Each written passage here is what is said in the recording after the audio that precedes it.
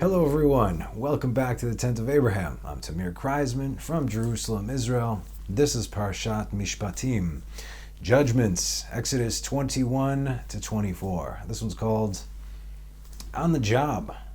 So first, thank you very much. I had a very quick recovery and here I am. Thank you for all your concerns and your well wishes and your emails. And again, if I don't answer you right away, it's not because I don't want to, I just don't get to it, but I will get to it. So patience and forgiveness. Before we begin, in regards to this teaching, I just want to make sure that everyone saw last year's teaching on Parashat Mishpatim. If I had to choose just one teaching out of everything that I've given, is that this one is the most impactful as far as the facts and the oral law is concerned. Last year also, the audience was slightly different. You watch the teaching, you'll know what I'm saying, but there's something for everyone. The words are strong, as they were last week, perhaps, but they are true. I'm still working on my delivery, right? But nevertheless, the truth hurts. But I'd like to give it nicer. But anyway, that's my thing. I'm working on it. So thank you for your patience with me. I just hope to get the truth out there. So forgive me, but listen to what is being said. Anyway, that's it's highly recommended, and they kind of complement each other. That one with this one. So do it for your own if you want to learn truth. That's why we're here, right? Okay, so. Let's begin. Has anyone here heard of the saying, Ein mukdam u'meuchar b'Torah? There's no before or after in the Torah. That's what the rough translation is, but it means that there's no chronological order in the Torah. Mukdam is earlier, meuchar is later in the Torah. So there's no chronological order to the Torah. Again, that's not really the best translation, but that's what we got. But what this means is also, as we know, the Torah is timeless, as are all things that are eternal, right? In fact, when it comes to God, there is no time. The only reason we exist now is because there is time, and time itself creates a space for us to be. Otherwise, it's beginning and ending simultaneously, and there's nothing there. So, that's Torah, as we discussed last week. This means all things that God created are finite, meaning bound by time. If there is time, then it begins somewhere and it ends. God is the only thing in the universe that has no beginning and therefore has no end. Chronologically, I say this because chronologically this parsha comes before last week's parsha of the giving of the Torah. Now, remember, we already received commands before we got to the Torah, so this isn't something necessarily new. We got the blessing of the new moon when we were still in Egypt.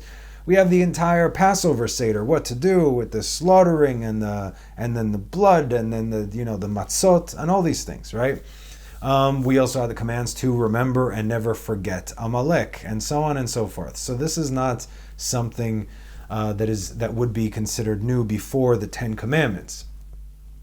But so here in our Parsha, we have several opinions as to how many mitzvot we actually received. Some say 24, some say 53. Nevertheless, everyone agrees at the end of the day there are 613, and there's no dispute with that. So when we start reading the first verse in chapter 21, and these are the ordinances that you shall set before them, ve'ele mishpatim asher tasim lifneihem. First of all, ordinances it's also correct, but mishpatim literally translates into judgments. When you go before a judge, you go before a shofet, right? Shoftim v'shotrim. And the judge will give you a mishpat, a judgment, a trial. So these are the mishpatim. The judge gives the mishpatim, the judgments. What is your ruling, right? Anyway, God didn't just drop the Ten Commandments out of nowhere because they're actually explained. Something led up to them, and this is what we're going to see. What God is showing us now and Israel back then is that the Ten Commandments are the basis for every single mitzvah at any point in time. Again, the Torah doesn't change, only we do. So it would seem, based on our very limited perception, that it does, but yet it doesn't So we'll see that too. So plenty of times God refers to all the commandments as one mitzvah. You keep my mitzvah, so does Moses. Or my Torah, so it's one Torah. Or my Torahs, Torotai, which means plural for the oral law and the written law, right? But as simple human beings, it's still hard for us to wrap our heads around this, especially if you haven't grown up in that environment and just take it as it is, which no one should. Nevertheless, a lot of people do, right? If you ask a lot of modern Orthodox Jews questions about Judaism, most of them will not know. So why do you do this? I don't know, because my father did it. You understand? So great tradition, but it's still important to learn. And that's where you get to the higher learning, and you keep learning about the things that you're doing, even though you know them, and we'll get to that too. So we need a breakdown of all things. This is how we learn, and this is the point. And in this case, it's really no different. Now, it's because it's broken down that God is showing us that it's so important to get into the nitty-gritty, so to speak. What does it all come down to? If we had to choose just one mitzvah, hear me now, just one mitzvah in the Torah to encompass them all, which one would it be? Because even the Ten Commandments themselves split into two categories. As we discussed, the right one, the first 5, are between God and man, and the second 5 on the left is between man and his fellow man. We know this. You shall do this or you shall not do that, right? Okay. But let's say you even had to choose a single command out of those, which sums it up between love the Lord your God, ve'avta et Hashem Elohecha, right, from the Shema, or ve'avta le'reacha kamocha, you shall love your fellow man. Which one do you think is the most important one to follow? Don't answer, just listen. See, the thing is, if you're looking from the outside in and you think what you were taught and the way you were taught, because I know how you were taught, okay, because I was there, then you will not understand this. I want to try and explain this process to you. This is how everything is learned. This is a thought process, and you can attain it through a simple shift in perspective. As you know, we are creatures of habit, and our subconscious is really what runs our brains, right? Your subconscious is most of the time, 90% and up of the time, running your brain. You're not even aware of why you're doing the things that you're doing. So this is very important. You have to kind of unlearn, and in order for that, you have to be very much aware and observant. We'll get to that one as well. I'm dropping all these hints right now. All right.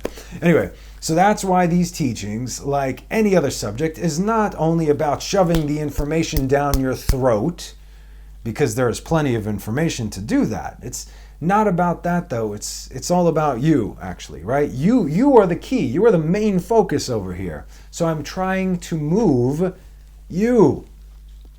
So you can take a look at the same thing that you have been looking at up until now. But you don't realize that there's something either obstructing your line of sight, or you're standing too close to it like this, that you don't even know what's in front of you. But within you, it's like the metal that is called to the magnet, that is the Torah. And here I come with the metal detector, trying to find that sweet spot of your soul and wake you up. Oh, there it is. That's what you need to apply. So, are we ready? Let's go. In the Talmud Masechet Shabbat, there are 3 recorded instances regarding Gentiles who approached our sages, specifically Hillel and Shammai. It says, Tanu Rabbanan, Maaseh begoy echad sheba lifnei Shammai, amar lo, kama torot yesh lachem. The sages taught, Tanu Rabbanan are rabbis, right? Sages. Maaseh echad begoy echad sheba lifnei Shammai. A Gentile came before Shammai. Amar lo, kama torot yesh lachem. He said, how many Torahs do you have? Amar lo, shtaim. Torah shebichtav, the written Torah, veTorah shebe'al peh. Amar lo, the Gentile told him, shebichtav ani ma'amincha. That is written, I believe you. V'shebe'al peh, einei ma'amincha. I don't believe you. Gayerni al menat shetelamdeni Torah shebichtav. What did he say? Convert me so you could teach me the written law. Ga'ar bo ve'otzio b'nezifa. He growled at him and he said, get out of here, you. That same guy came before Hillel, and Hillel, it says, Balifne Hillel, Gaira. He converted him. Okay? Yom Kama Amarle. One day, Hillel told the Gentile, Aleph Bet Gimel Daled. He was teaching him the alphabet, right? Aleph Bet Gimel Daled. Lemachar Apechle. The next day, it was the opposite, like Daled Gimel Aleph Bet, that this was the order of things. Amarle v'hayetmolo amarta lihachi? And he says, wait a minute, but didn't you tell me yesterday the other thing? Amarle lavalai didi ka samachta de'alpe nami smochalai. If you counted and trusted me up until now, then trust me. In other words, you trust me that there's a written law up until now, then trust me that there's an oral law. In other words, it's the same thing. Okay? That's one instance. The second one, Shuv ma'aseh begoy echad, another Gentile. Sheba lifnei Shammai, came before the same first rabbi. Amar lo gairani al menat shetelamdeni kol haTorah kula kshe'ani omed al regel achat. I want you to convert me through one command. In other words, convince me, give me one command that the whole Torah is based on, that you could teach me the entire Torah when I'm standing on one leg. It's like, on the fly, on the go, right? Dachfo be'amat habinyan shebeyado. He pushed him, Amma is the measurement stick, he pushed him like with a ruler, a habinyan, he was an architect. So he had an architect's ruler, and he pushed him. The guy said, teach me the whole Torah on one leg with one command. He took the ruler and he pushed him out of his presence. Balifnei Hillel, this guy also now came in front of Hillel. Gaira, Amar lo da'alach snei lechaverech lo ta'avid, zoi kol haTorah kula. What he say? Do not do unto your fellow that which you hate, that which you do not want done unto you. Zohi kol haTorah kula. This is the whole Torah. Veidach perushehu zilgamur. And everything else is commentary.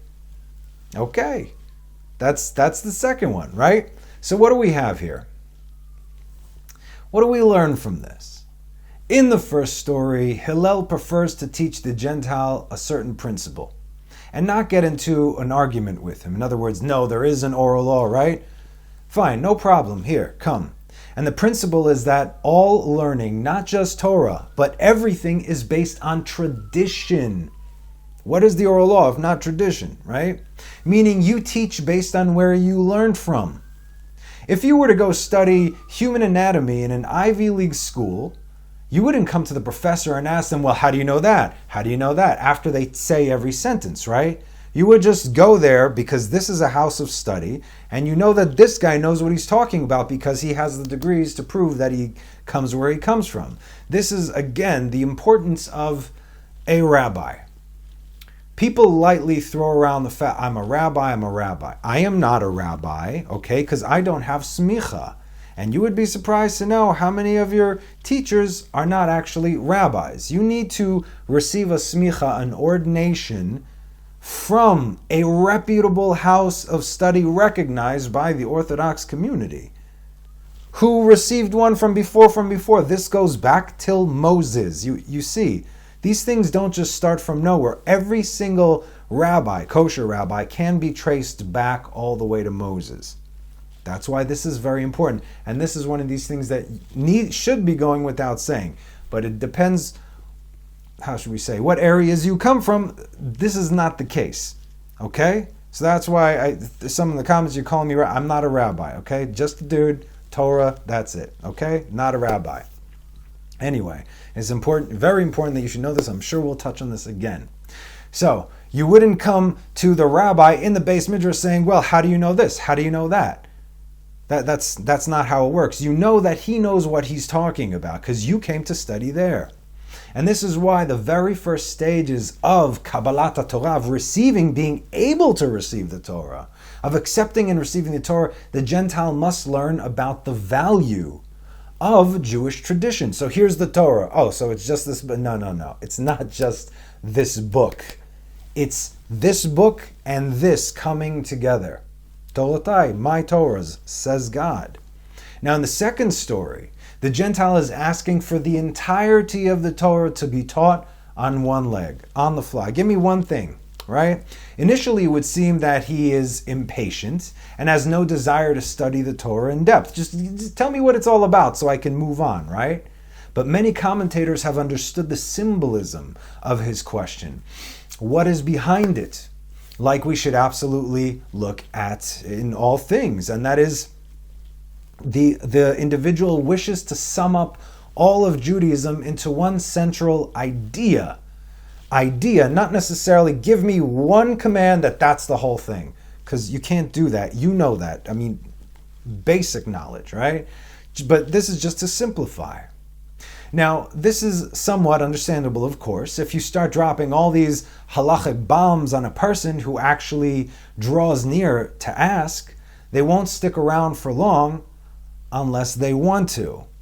Many of you are going through the process. Many of you you know exactly what I'm talking about. Many of you have knocked on doors. Many of you have had doors shut in your face. You know what to do. Okay? All right. So your average person just wants to know what this way of life is all about without all the ideals and the philosophies behind it, right? You could sum up pretty much every worldly religion in a sentence. This is about that guy, this is about that place, this is about this thing, this is that, right? Okay, what's Judaism all about? No problem. And this is what the answer was. Do not do unto your fellow that which you do not want done unto you. Now, the reason Shammai pushed him away, with a measuring stick no less, is not necessarily because he asked something that was inconceivable, but the action in itself was a priceless lesson. And that is the fact that no builder, he is a builder, no builder would base a building on a single foundation, on a single point, but on many.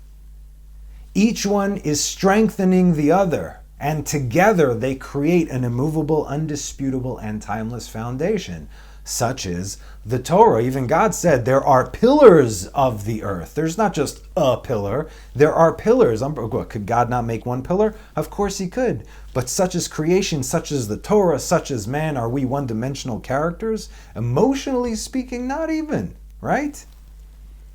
So why did Hillel tell him, don't do unto others that which you do not want done unto you, as opposed to, you shall love your fellow as yourself. Now think about that for a second. As I'm learning this, I'm like, wait a minute. This goes with his entire approach. You see, essentially, they're the same thing, right? Think about it. They are the same thing.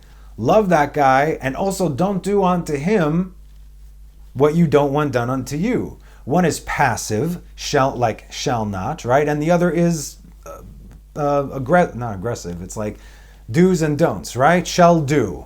Just like the mitzvot, you shall love the Lord your God, and you shall not kill.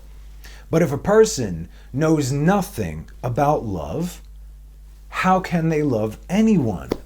Furthermore, if a person doesn't love themselves, what chance could they possibly have to love another as themselves? That's toxic. In fact, I would go as far as to say, as the world is living according to this today, love I hate myself, so I'm going to treat you the same. I despise myself, and so I'm going to treat you the same. I think I'm worthless. I view you as the same. You see, look at society. However, if we use these words of you shall not do unto others, there would be 100% peace, right? In other words, if everyone followed just that, that's your entrance. Because no one wants to be hurt, robbed, swindled, cheated, betrayed, made fun of, lied to, manipulated, stabbed, shot, blown up, whatever. You get it. I know you get it. This is why Israel were given the do's and the don'ts, because of the responsibility of the Torah and the nations that have been given to the don'ts. When it comes to what the actual concept of love is, despite all the hardships, Israel knows God's love more so than any other nation on earth. Eventually, it's the observant talking about observation, but also observant, the observant people of the nations who see through the lies, should they follow that path, will become observant Jews who actually live according to the truth. You see, again, depending on where you are supposed to be. You get that? Another one. Shuv maaseh begoy echad shaya over achorei beit hamidrash. Another incident involving a Gentile who would pass behind the study hall, the Beis Midrash. Veshama kol sofer shaya omer. He heard the voice of a teacher, of a scholar, that said, Ve'ele habgadim asher ya'asu choshen ve'efod. These are the things, he said, he quoted the verse in Exodus 28:4. These are the garments which they shall make, a breastplate, an ephod, a robe, and a tunic of checkered work, a cap and a sash, right? Of the Kohanim. Amar halalu lemi, he asked one of the students, who are these for? Amrulo, they answered him, la kohen gadol, to the high priest, the kohen gadol. Amar oto goy ba'atzmo, that Gentile said to himself, elech ve'etgayer, I will go and get converted, I will convert, bishvil sheyesimuni kohen gadol, so that they will make me a high priest. Okay, we all know just from basic Torah study that that's not how it works. You cannot purchase a kehuna, right? I'm a Jew, I can't be a Kohen. That's just not how it works. Okay, we get it. He didn't. Balifnei Shammai, he came before Shammai, the one who pushed the other ones out. Amarlo, he told him, Gaireni al menat shetasimeni Kohen Gadol. Convert me so that you could make me a Kohen Gadol. Dachfo ba'amat binyan shebeyado. He took the same thing. He took the ruler and he pushed him right out the Beis Midrash. Balifnei Hillel, Gairea. Anyway, and he converted him. Then it continues. Amarlo, klum ma'amidin melech ela mi sheyodea tachsisei malchut. Lech lemot tachsisei malchut. Okay? He said, Hillel said to him, to the convert, and okay, anyway, it is not the way of the world that only one who knows the protocols, the tachsisei, how it's done, of royalty is appointed king. He asked him this question. Then he said, go and learn the royal protocols by engaging in Torah study. He went and read the Bible. He read the Torah. When he reached the verse which says, and a common man that draws near shall be put to death, in where Numbers 151, the convert said to Hillel, with regard to whom is this verse speaking, that one who draws near shall be put to death? Hillel said to him, even with regard to David, king of Israel. What is this? So for context, I'm going to read you the two verses. So this is Numbers 150 and 151. But you shall appoint the Levites over the tabernacles of the testimony, over all its vessels, and over all that belong to it. They shall carry the tabernacle, and they shall minister to it. They shall encamp around the tabernacle. When the tabernacle is set to travel, the Levites shall dismantle it, and when the tabernacle camps, the Levites shall erect it. Any outsider, anyone who is not a Levite, not even a Kohen, not even King David himself, who approaches shall be put to death. Period. Okay. So, we understand that everything here is so specific that the death penalty would, chas v'shalom, be even relevant to David, the king of Israel himself. So we continue. The convert reasoned, he did a kal v'chomer as well, if this, so therefore it must be that. He reasoned in himself. He said, if the Jewish people are called God's children, and due to the love that God loved them, he called them, Israel is my son, my firstborn. Again, Exodus 4:22. God never called anybody else his son or his firstborn son. And so if Israel is firstborn son, that means there is no more firstborn son. That would be Israel, his son, and also his firstborn son. Okay. And nevertheless, it was written about them, and a common man that draws near shall be put to death. A mere convert who came without merit, with nothing more than his staff and traveling bag. All the more so, this applies to him as well. You see, he goes, if King David will be put to death, then who am I?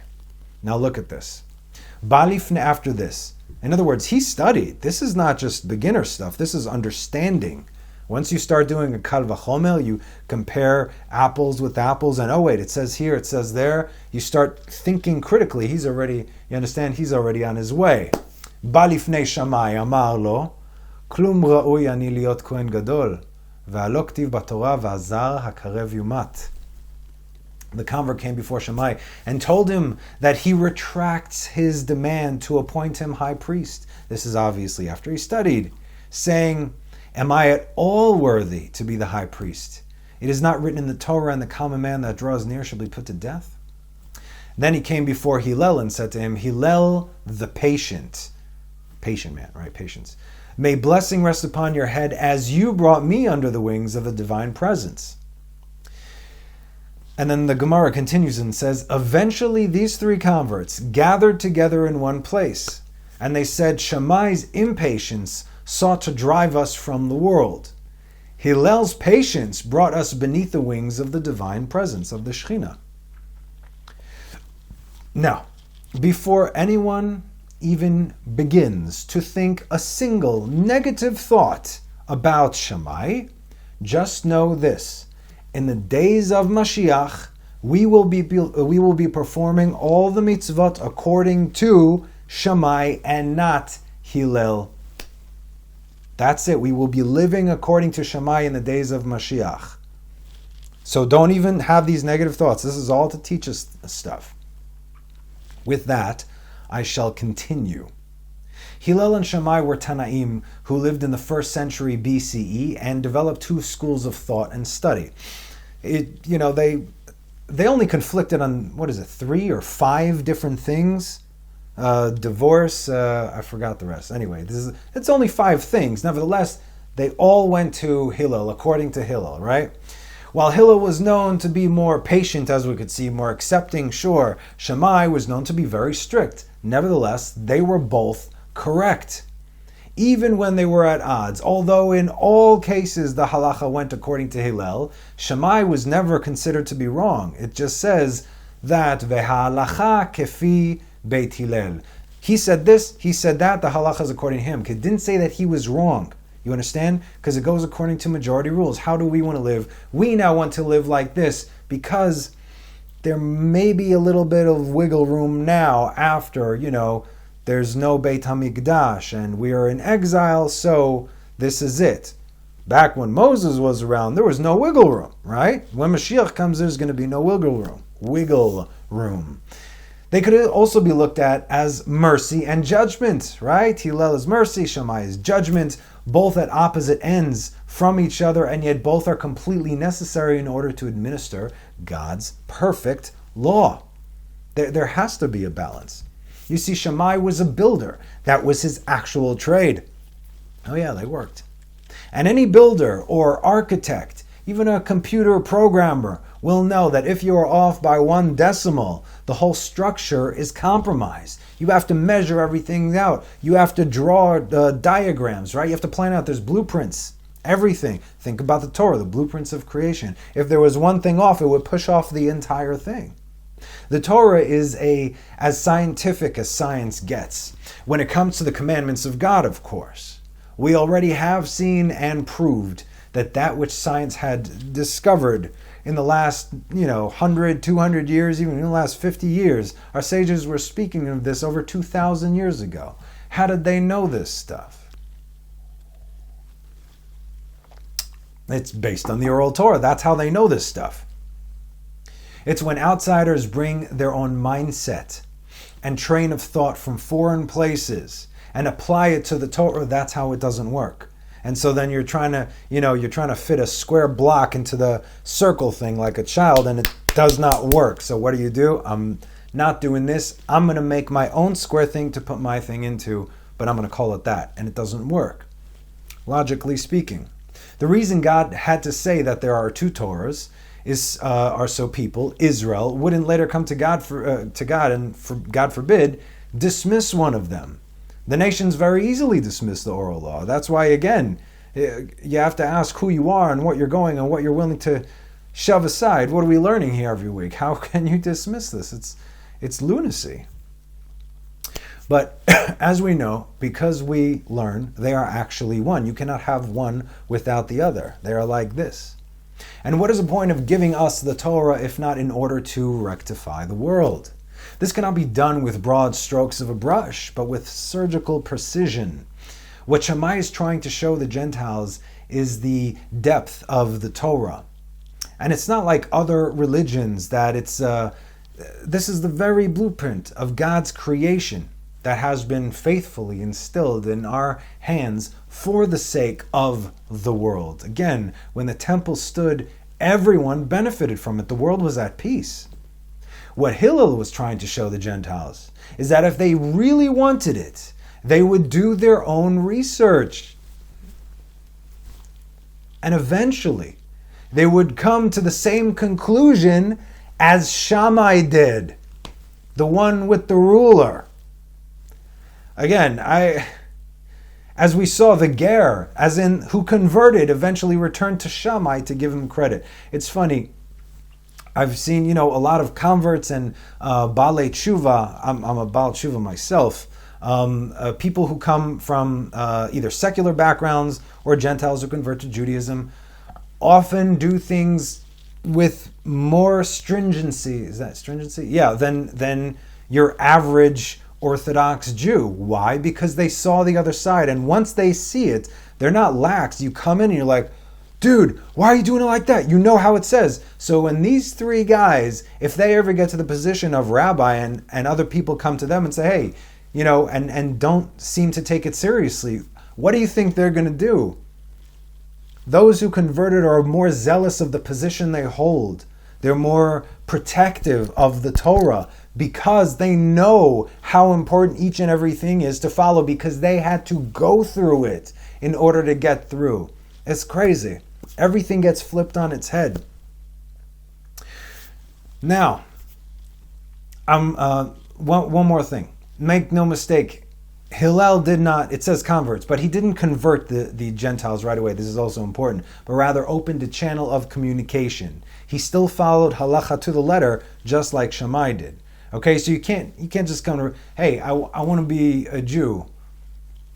Oh, sure. Okay, bye.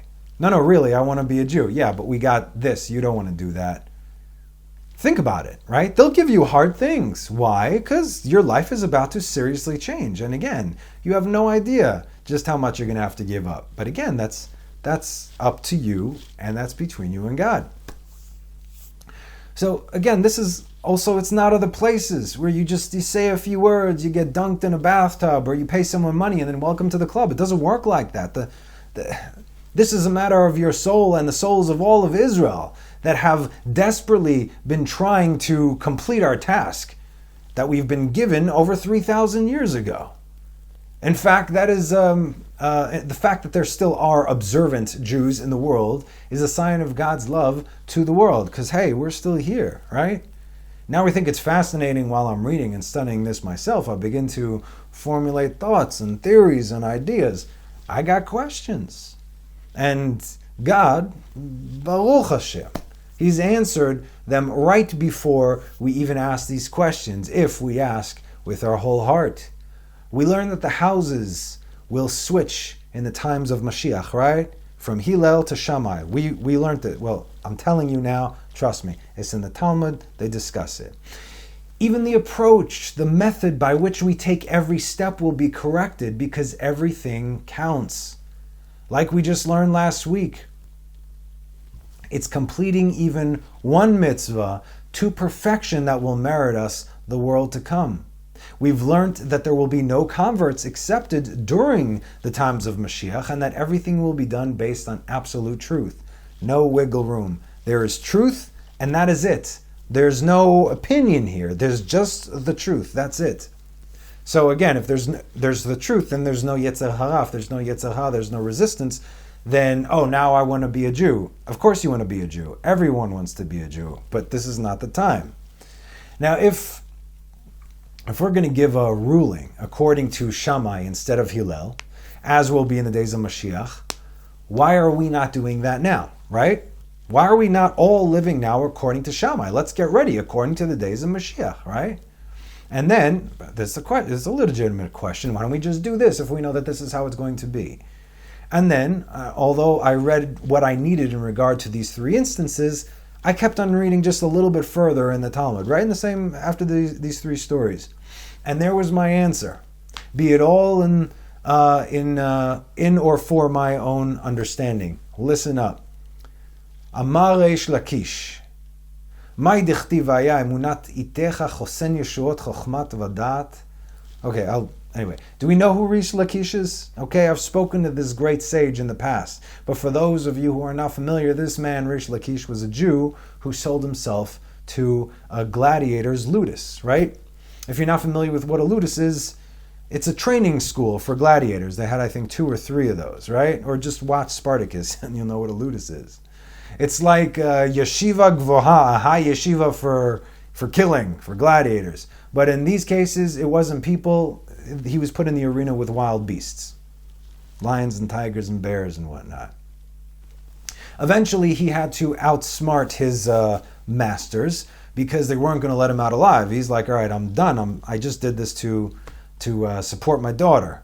But they're like, no. So he outsmarted them because he wasn't no dummy, and he ended up killing them, and he got away.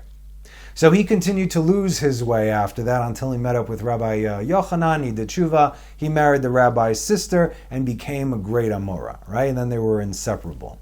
Now, he's got a very interesting life story, to say the least. Anyway, how appropriate that this Baal Teshuvah said, Reish Lakish said, what is the meaning of that which is written, and the faith of your times shall be a strength of salvation, wisdom, and knowledge. The fear of the Lord is his treasure, right? He stops with knowledge, but then it ends with the fear of the Lord is his treasure. This is taken from Isaiah 33:6. And as I read this, I can't help but thinking about our times. But like we discussed last week, we're the only ones that change, but God's Torah never does, which is why these words are timeless. These words are timeless. They have no time. Okay. For thousands of years, our sages have constantly stated that the final generation will be tested on their faith, on our faith, like no generation before. And the faith of your time shall be the strength of salvation. What? And this comes after all this stuff? We as God's people will survive no matter what, because he gave his word to Abraham. But who of us will? That's a different story. As they said, only a remnant, she'erit Israel, a remnant of whoever might be considered Israel today, will remain. Now this sign again is from the prophet Isaiah, a direct message from God to us. And the faith of your times shall be the strength of your salvation, wisdom and knowledge. Fear the Lord, that is his treasure. So now it is broken down into 6 words over here, starting with faith. And the faith, vaya emunat.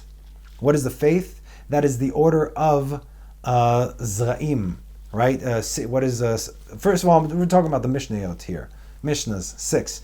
Zra'im, seeds. In the Mishnah, because a person has faith in God based on him planting seeds. This is in the Jerusalem Talmud, and also we discussed this during the Tu B'Shvat Seder. Every single year, a person must put their faith in God, right? They plant the seeds, but if there's no rain, then what good is it? Next year, they're going to die from starvation.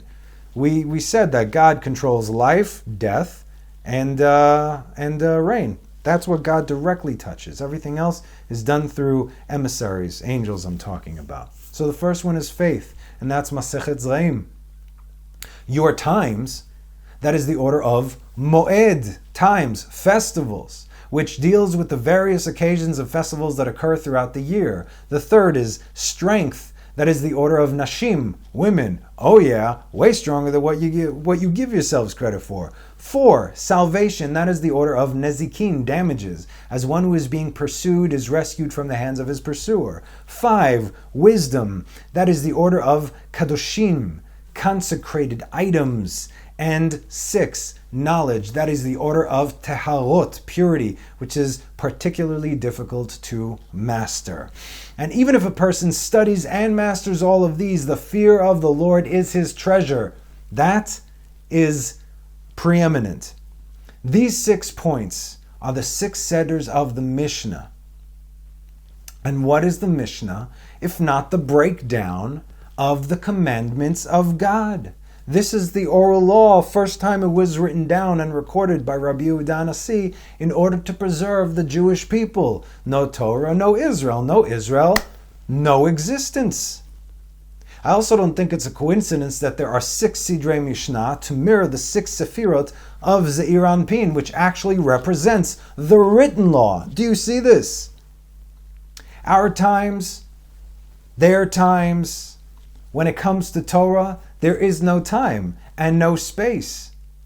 It was the Word of God, and He and His Word are one, infinite and eternal. And yet the commands themselves are time and space sensitive. That's the crazy part of this whole thing. It's all about the halachot that have to be done at very specific times in a very specific place. We learned this, right? You daven shacharit at this time, mincha, marv. You have the Lord's festivals. You got the Lord's times. You have times and times. All of this is according to the Torah. You have mitzvot that you can only do in Israel. You have mitzvot that you can only do in a cemetery, and so on and so forth. You have mitzvot that you are not allowed to do outside of Israel. You have mitzvot that you can do outside of Israel. I mean, it's all about time and space, and yet the Torah is outside of space and time, but we fulfill it inside space and time. So God created space and time in order for the Torah to be fulfilled. So again, how could this be? I'm not making this up. Just read the Torah. Do you think Moses didn't run around like a madman in the desert, trying to get everyone in their designated place at the designated time? This is all he was trying to do because he saw it. God told him exactly how to set up the tribes. This tribe here, this tribe there, there, for a reason. What? Because they were pretty that way? No. It had to mirror what was above. And Moses then saw the pattern. So he went to every single man. You, dude, I know your name. I see your neshama. You stand here. You stand there. You stand here. You stand there. Don't move. Now that you're not moving, I need you to focus on this. I need you to do this like that. You see what I'm saying? Okay, you get it. It was the only way the Torah could be given. And in this parsha, this is the setup to all of that. In other words, without this, that would not have happened. Now read the 5 books of Moses, especially Exodus and Leviticus, the Mishkan and all the mitzvot, and then kosher and the sacrifices. And you tell me, is God meticulous regarding to his mitzvot, or is he wishy-washy?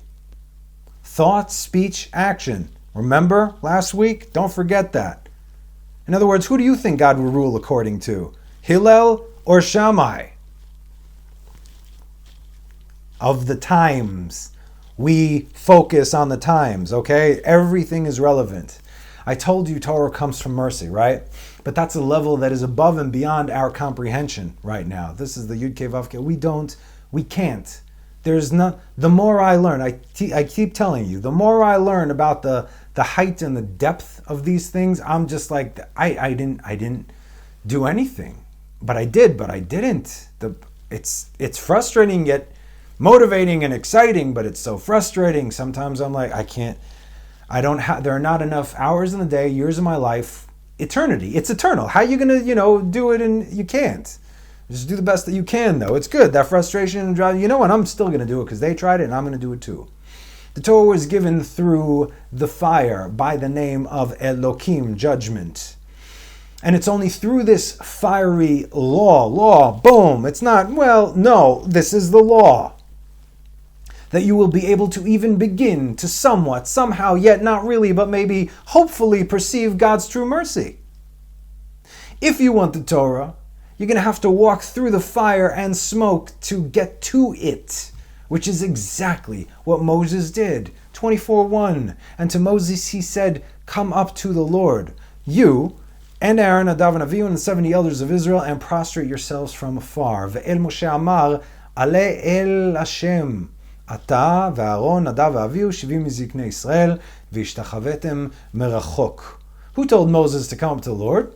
It was the Shekhinah. It wasn't God said, it was the Shekhinah. It called to him. Moses and the Shekhinah, they were one. Burning bush. And so you see a clear separation also between Moses. God told Moses, you come up. You, and then Aaron, Nadav, and Avihu, and the 70 elders. As we can also see from the very next verse. And Moses alone shall approach the Lord, but they shall not approach, and the people shall not ascend with him.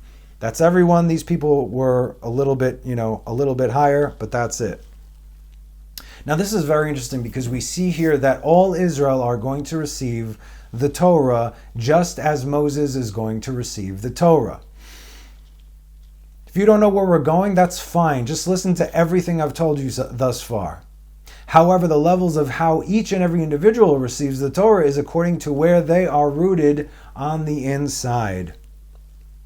Our sages say that all this had to be witnessed by the people, lest anyone says, but Moses was also born of a human mother, as we all were. So why should he receive more than I? Our appearance, I'm quoting sages here, our appearance is all the same according to God. The way we look on the outside, God doesn't care how you look on the outside, neither should you. Meaning that on the outside, we are all equal. However, on the inside, there are no two people that are exactly the same. We're not talking about one better than the other. We're talking about completely and utterly different in every way possible. I like pizza. Do you? Wow, we're like twins. Not really, okay? Which is part of the miracle of giving the Torah on Mount Sinai, as well as all the Mishpatim, the judgments that currently are being given right here. According to God's law, we are supposed to judge based on actions alone, right? This is how human beings judge, ideally, in a court of law. You did this, you get that. You know the law, right? Okay. But only God can judge a person based on their intentions and their heart, because only He has the ability to do so truthfully. And so one of the most amazing miracles on Mount Sinai, as well as within the world of Torah today, is that each individual has their own path to walk, job to complete, tikkun, to correct.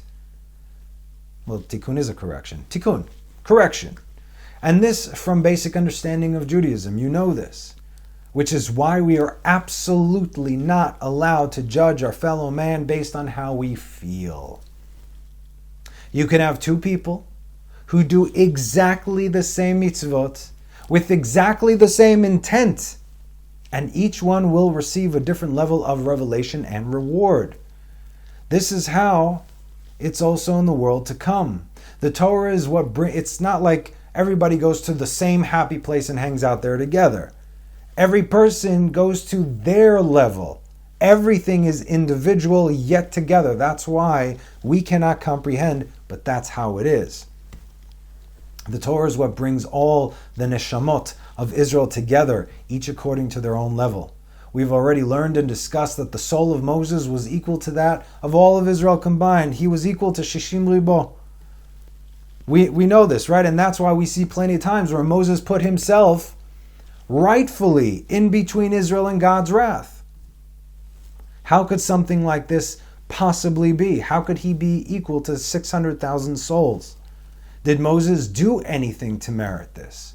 I'm not saying that he was not worthy. God forbid, that is not what I'm saying, okay? He was conditioned his entire life to this.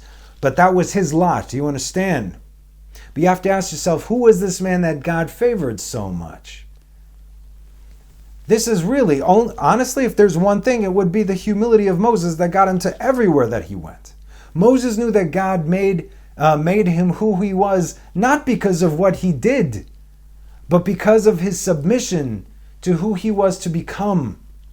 Moses knew that at any moment God could remove that spirit from Moses and give it to someone else. Remember when the 70 elders then were given prophecy? God said, I will increase your spirit, and from you it will go to them. I'm using you right now. Don't even bother. You're not going anywhere. You're my guy. This is happening. God could have put it on them, but no, it's through Moses, that spirit. And he knew at any moment, it's not because I'm great that God gave me these abilities. God takes this away. I am nothing. I'm a vessel. Here I am. So I will do the best that I can, because he knew that he was nothing. But he definitely wasn't nobody. And this is what made Moses the most unique soul to have ever been formed by God. Again, and God said, and Moses is the most humble man to have ever lived. And Moses went up to the mountain, and the cloud covered the mountain. The only way that Moses could have entered the mountain in this manner is if he had been there before, which he did, right? As we know from Parashat Shmot, that's where he was. And this is where Moses received his levels of prophecy. There are 3. The first level is when he saw the angel of the Lord inside the flame. That was 1. The second was when he heard God himself. And the third is when he saw clearly the name of God. He looked at it for a second, but then he looked away. He didn't gaze into it. And this is the level that no other prophet has ever reached, not before or since. Moses has a higher prophecy level than Mashiach ben David. You have to understand. Close, but there's one Moses for a reason. You will understand this from this, okay? It's not about, who's better. It's not like that. God doesn't work like that. This is very, very superficial and very basic. It's for this very reason, his humility, that Moses covered his face as he turned his head and closed his eyes, in order not to look upon the Shekhinah that was right before him. At this point, God elevated Moses even more as he said, I came to speak to you face to face, and you hid your face from me. So I tell you this. Look at this guy. I'm right here. And he's looking away. The humility on this man. So God says, so I tell you this. As you live, you will be with me for 40 days and 40 nights without food or drink, but you will be nourished by the illumination of the Shekhinah, that which you did not gaze into just now. That is what will sustain you. Unbelievable. And yet still his humility continues. But Moses said to God, who am I that I should go to Pharaoh and that I should take the children of Israel out of Egypt? Remember this? Not only did Moses question himself, like, I'm not the right guy. This is what we read. This is what we understand. Let me show you Moses. Not only am I not the right guy, forget about me, to be the Redeemer of Israel. There are plenty of other more qualified individuals. But he questioned any man who should redeem Israel instead of God himself. Why are you sending a man to do this? Only you can do this. He was afraid that people might look at him, that he's something big. You understand? This is why Moses was chosen and no one else, because he never took any credit for himself. No one ever worshipped Moses. If they would, he would have taken that staff and whacked him on the head. You don't do that. You don't worship anybody except for God. He constantly kept their focus on God. Don't look to me. Why are you crying to me? Cry to God. What do you want from me? Go to God. It's not me. It's God. I just do what I'm told. Okay. See, next. I was told that you should do that. I didn't do that. Here I am. He knew who he was, and that's why all of his ego was gone, and that's why he became who he was and went where he went. There was no pride in this man. And the glory of the Lord rested on Mount Sinai. We're back to our Parsha. Rested on Mount Sinai, and the cloud covered it for 6 days. And he called to Moses on the 7th day from within the cloud. And the appearance of the glory of the Lord was like a consuming fire atop the mountain before the eyes of the children of Israel. And Moses came within the cloud, and he went up to the mountain, and Moses was upon the mountain 40 days and 40 nights. This is how the Parsha ends. Now I'm going to share with you some insight as to what Moses went through up there, okay, and what he beheld as he entered the cloud and after. This is from Pirkei de Yoma and from the Zohar, okay? This is heavy, high stuff. When it said that Moses entered into the cloud, it was not a cloud as we know it, but rather it was heavy, heavy smoke. As Moses approached, God created an opening within the smoke for him to enter, like a doorway, like a tight tunnel, So he was walking through this tunnel within the dark cloud of smoke. And all Israel saw this take place until he eventually walked up and out of sight. As Moses was ascending to the firmament, another cloud came right before him. This one looked like a cloud. At this point, he didn't know what he should do. Should he climb on top of the cloud? Should he grab a hold of it in his hands? He didn't know. God obviously knows what he's thinking because he's right there with him constantly. Another thing, Moses could not have been where he was unless his mind was clear all the time. You understand? 1 ounce of pride, this whole thing is gone. It disappears, just so you understand. So what happened then? The cloud opened its mouth, it says, and Moses entered into it. And at that point, it was like he was walking on air just as he would be on solid ground, walking in the sky. Shortly after, a very large angel stopped him. This one was in command of 12,000 angels of destruction, Malachei Chabalah, that would stand around the openings of the firmaments. There are several. As we read actually in Bereshit, right? God opened up the firmaments and the water came down.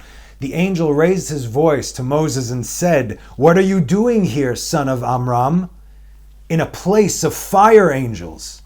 Moses answered, "I did not come on my own accord, but rather the Holy One, blessed be He, commanded me to come. He told me to come in order to receive the Holy Torah and give it to Israel." But the angel did not let him pass. "You shall not pass," right? I was thinking that too. Moses then opened his mouth and repeated the 12-letter name of God, which God himself taught Moses on Mount Sinai at the burning bush. Now, you probably wonder, what? I thought there was a 4. I'm not giving you this sequence because I have no doubt that there will be those out there foolish enough to try and pronounce it, let alone print it on t-shirts or put on your Facebook page saying, "I'm with..." No, don't do that, all right? I don't want it on my head. You don't want this on your head. You're welcome. I just saved your soul, possibly. Once Moses uttered that name, the angel retreated 12,000 parsot from him. A parsa, 1 parsa is, we did that in the measurement of Jerusalem, right? 1 parsa is for Egypt, 1 parsa is 4.2 kilometers. So this angel was knocked back or retreated over 50,000 kilometers. That's way, way into outer space. Moses continued to advance in the cloud. As he was advancing deeper and deeper, higher and higher, his eyes began to glow and burn like hot fiery coals. Not that he was in pain, his eyes began to glow. He was ascending these levels of fire angels. In his human form, another angel stood before him who was even larger than the first.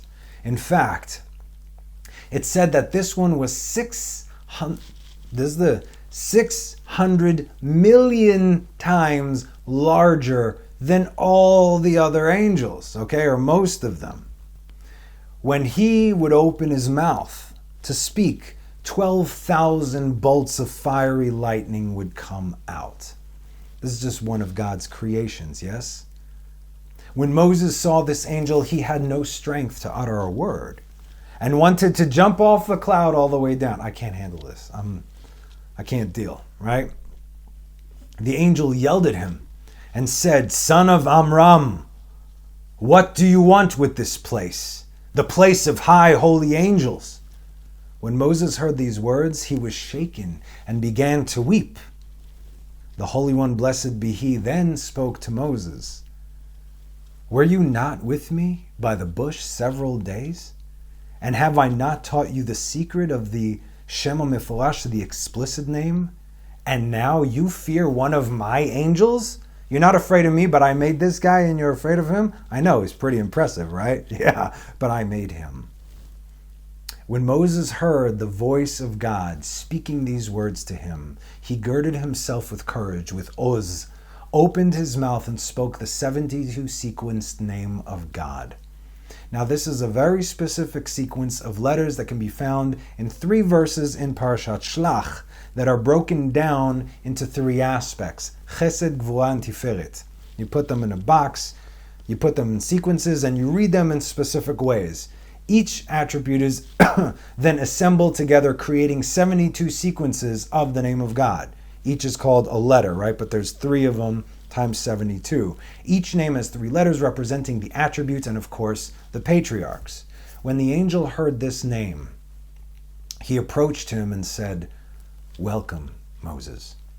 This name that has been revealed to you has not been revealed to great angels." We have this name today. You could get a printout of it. No, do your own research. I feel guilty even doing that. These are very, very high things that you don't want to mess with. Nevertheless, we have printouts of it today. But if anyone actually understood how it worked and how to pronounce it with the right kind of intent behind that and what to do while it was doing it, you could, but no one knows. You see, he did. Don't throw around God's name. That is blasphemy. 10 Commandments. Then the angel approached the Lord and said, this gigantic, colossal, beyond our imagination, he said, "You know very well that I did not know that Moses was coming here with your permission. But now I shall be his ward, and I will be to him as a student before his rabbi."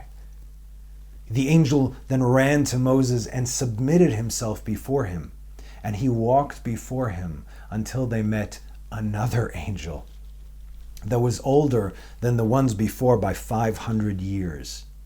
This angel would receive the prayers of Israel and make crowns from these prayers for them, and he would bring these crowns before the Holy One, blessed be he.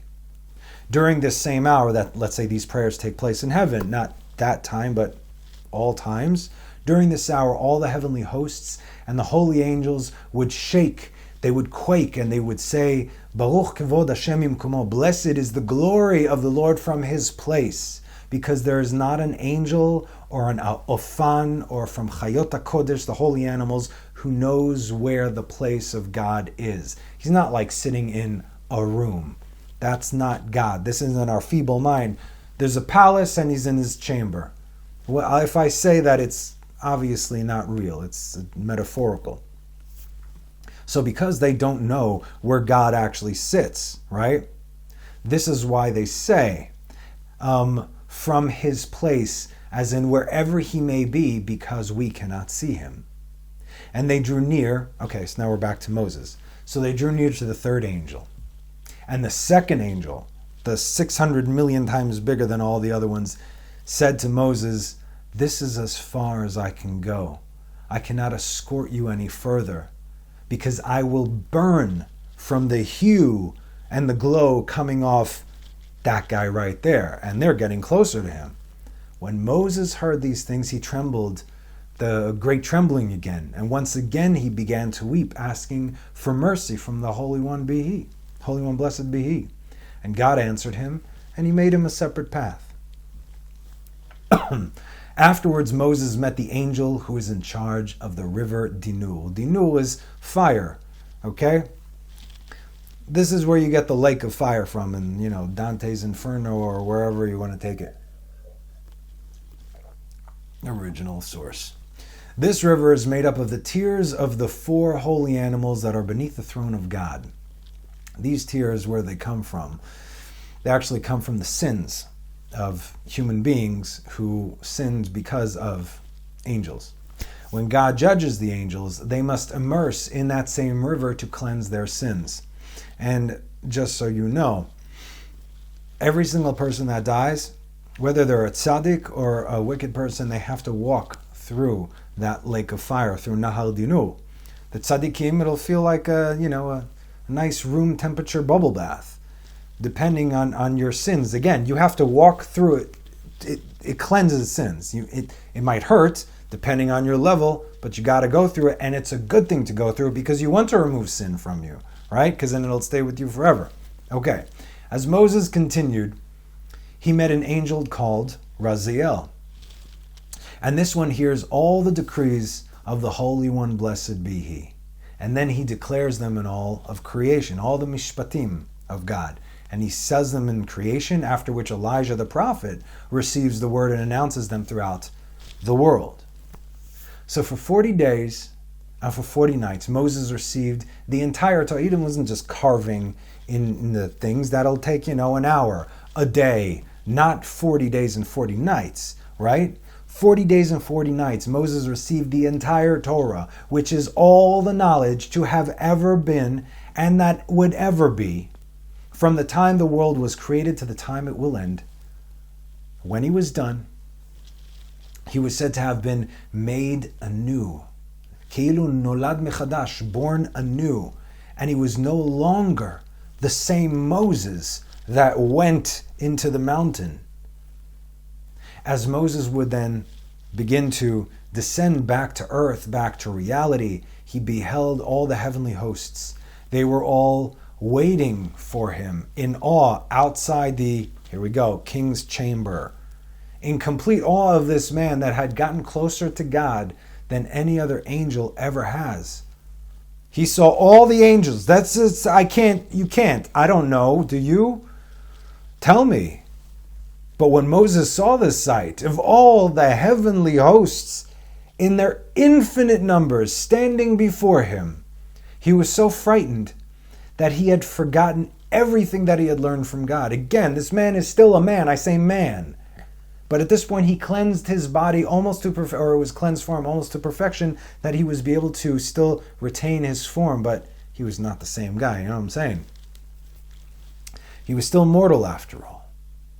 And this is why God then, for the second time, listen, gifted him with the Torah. Did you get that? This is why God then, for the second time, gifted him with the Torah. Therefore, we keep mentioning this event over and over and over again as a command for us not to forget what we learn by repetition. This is what we discussed in the beginning. A repetition for all our studies, all our traditions, even though we do them. You learn the halacha about this, but I do the halacha. Learn about it. Why? So you do not forget. There are a lot of stories that people went to the Lubavitcher Rebbe and says, Rabbi, I got this and this problem. And he said, learn this and this specific halacha. He goes, but Rabbi, I keep this diligently. I do this all the time. Rabbi said, I know you do it. I need you to learn it. And he did. And this is how it works. He saw what the tikkun was for people. It's amazing. Okay. So, as a result, all the archangels, as Moses was descending, and the heavenly hosts, they befriended Moses. And all of them gave him a gift. Each one of them gave him a gift, including the angel of death himself, because he's also an angel. He works for the man. And he taught him, the angel of death taught Moses the secret of the incense that is a remedy against a plague, the Ktoret. Now, let's all get back to reality, shall we? Because this is the only place that we can do any kind of work. This is just another incredible piece of the story of Moses. How many stories have we told, right? But this is what you all must remember. We do not compare ourselves to anyone because we don't know the account that they have with God. And I say this because we can never be like Moses. But hey, wait, don't worry about it. I'm about to turn that frown upside down, okay? Because you're still thinking this is a spiritual measuring contest, all right? Where are you coming from? I'm here to change you, okay? And teach you what is. So I'm telling you, God is not petty like that. It's not about who is best, and if so, what will be the comparative guidelines? Who does more mitzvot? But who are you? Only God knows. After all, we don't even know the value or the merit of a single mitzvah. We don't know. And God brings this in the Torah. Honor thy father and thy mother and shoo the mama bird away. And you will live a long life. That's how long? I don't know. But from one of the greatest commands in the Torah to one of the least, it's the same reward. How could this be? You don't know what anything does because it depends on who is doing it and how it is done. That's why Baalei Tshuva and converts have such a high level, because you chose this. So here's the encouraging part, if that was not encouraging enough, just to change your vantage point. Just like we can never be like Moses, so too Moses can never be like us. Not like you, not like me, not like any. Moses could be like Moses. I could be like me and you can be like you, and that's it. And that's what makes us, yeah, you are a beautiful and unique snowflake if you want to go with that. You stand alone before God, but as a collective with Israel. You see, it's different. When it comes to Israel, it comes to the nations. Why do you think there are so many commandments? To make life difficult, depending on where you stand. If you come from elsewhere in, you have been taught that basically it's all disposable. You don't need to do this. You know what I'm talking about, okay? I'm humbly coming before you today. I'm trying to work on my demeanor. I don't mean to offend, okay? But the truth is what it is. And I don't like shtiyot, and I'm also zealous for God's Torah. But if you receive the proper education, you will understand that it's all an opportunity given by God to be with Him forever.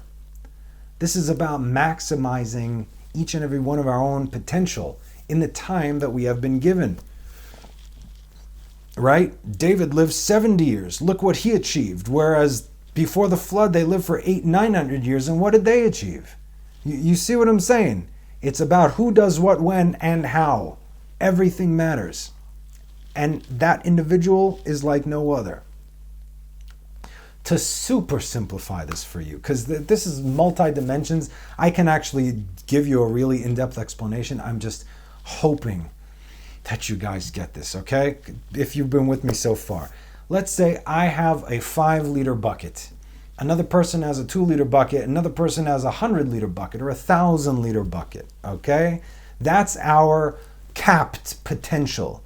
These 5 liters is the most that I can reach in my lifetime, in this iteration of my existence.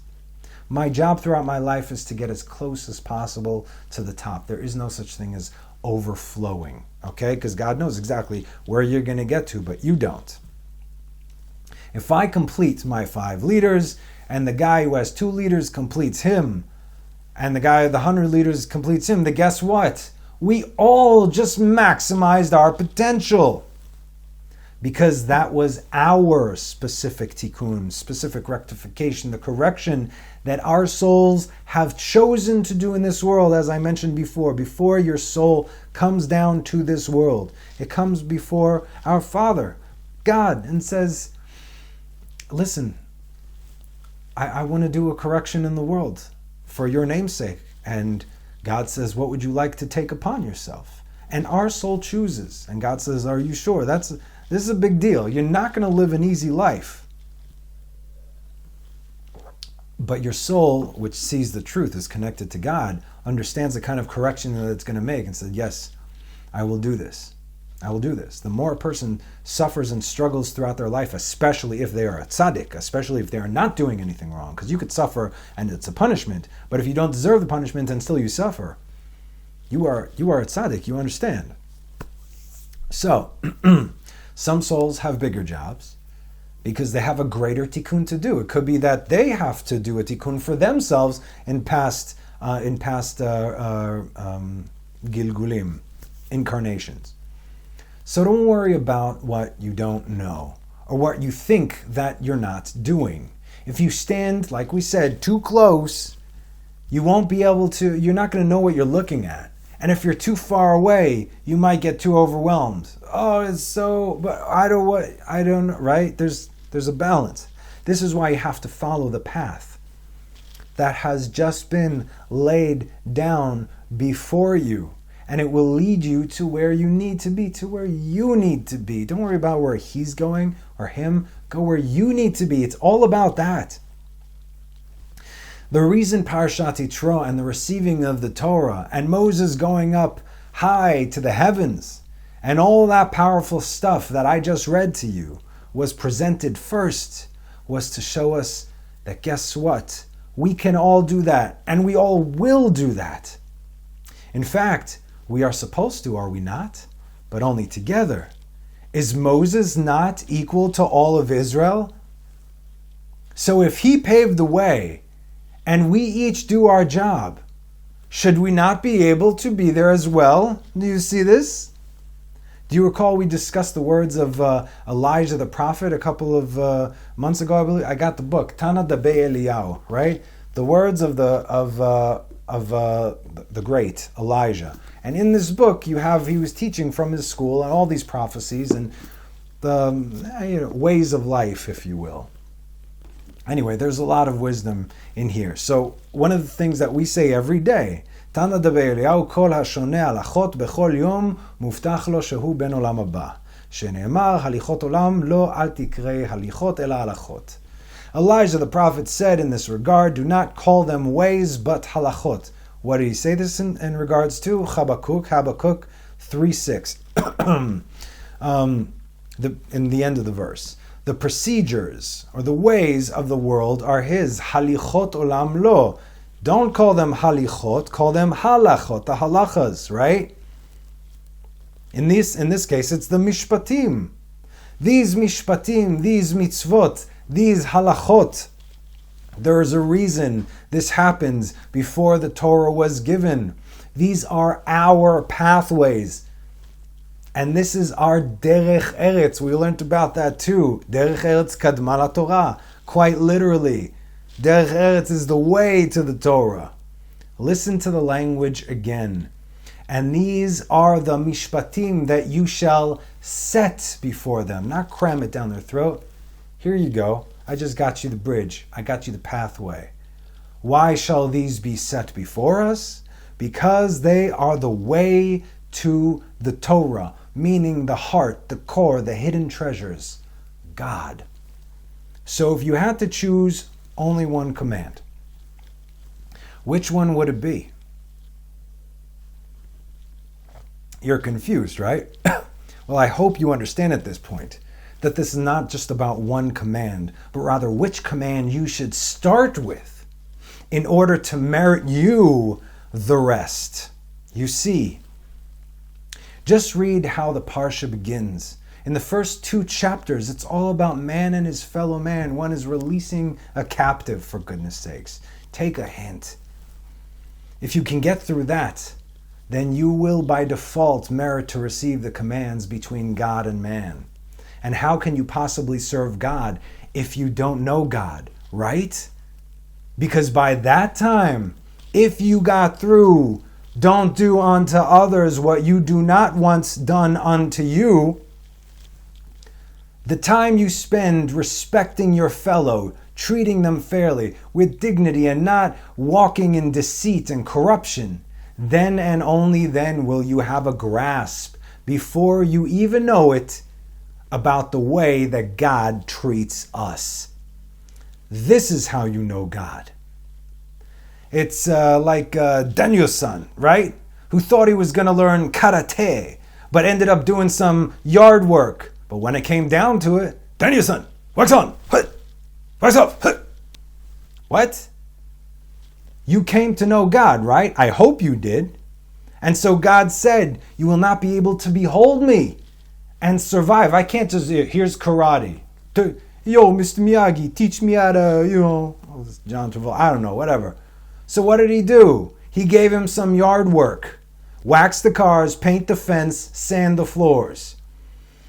And when the time comes, and it will, and it is, and that, my friends, is the time that we are to be tested, being tested, both great and small trials, obvious and not so obvious tests, you will find that all those mitzvot that you performed, all those hours that you studied, all those prayers that you prayed, that you had no idea how this was supposed to help you know God. I got to do this because it says this. I got to do that because it says, what does this have to, I want to just stand there and raise my hands in the air. All that stuff helped you know God. If you went through it, wax on, wax off. In this house, you learn on the job. Your trial begins now. Everything is a test. We just need a reminder of this, you see, because we forget, because the world wants us to look at what they want us to see and not to look and follow where it counts. So what's the verdict, Your Honor? Speaking of judges, do the work, do your research, open your heart, find your desire, fulfill your purpose. Never stop seeking, never be satisfied, and never stay idle. Because at the end of the day, these mishpatim, these judgments, now will save you from all these judgments at the right time. Think about it. Anyway, that's it. Well, thank you again for joining me. Always an honor and a privilege to do this for you. Have a wonderful rest of the week. Have a very happy Rosh Chodesh Adar. This is a big one. And of course, have a Shabbat Shalom. Bye-bye.